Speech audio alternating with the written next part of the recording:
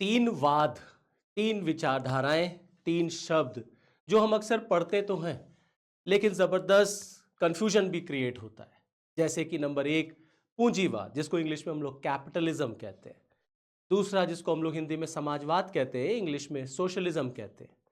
और तीसरा वर्ड है साम्यवाद, जिसको इंग्लिश में हम लोग कम्युनिज्म कहते हैं। तीनों शब्दों में बेसिक अंतर क्या होता है और कंफ्यूजन इतना क्यों क्रिएट होता है, आइए चलिए इस पर चर्चा करते हैं।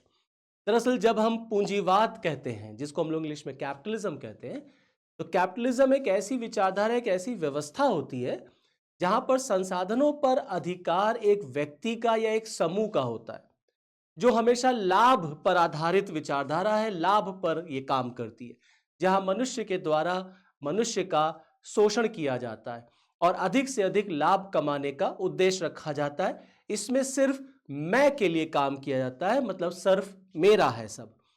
दूसरी तरफ जब हम समाजवाद की बात करते हैं या साम्यवाद की बात करते हैं, तो एक व्यक्ति का नाम ध्यान में आता है, वो है कार्ल मार्क्स।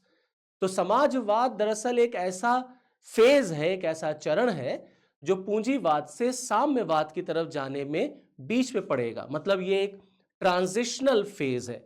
तो समाजवाद एक ऐसी विचारधारा या एक ऐसी व्यवस्था है जहां पर संसाधनों का बराबर से वितरण किया जाएगा, कोई किसी का शोषण नहीं करेगा और राज्य इस बात का ख्याल रखेगा कि हर व्यक्ति के बीच में संसाधन बराबर से बंट रहा है या नहीं। भारत के संविधान में समाजवाद शब्द का इस्तेमाल किया गया, हमारे प्रियम्बल में समाजवाद आता है। जहां तक बात है साम्यवाद की, तो साम्यवाद एक अंतिम चरण होगा पूंजीवाद से साम्यवाद की तरफ जाने में। कार्ल मार्क्स साम्यवाद की जब बात करते हैं तो कहते हैं एक रक्त सहित या एक ब्लडी रेवोल्यूशन लाना पड़ेगा साम्यवाद के लिए। और साम्यवाद एक ऐसी स्थिति होगी जहां ना कोई राज्य होगा, जहां ना कोई वर्ग होगा और ना कोई निजी संपत्ति होगी।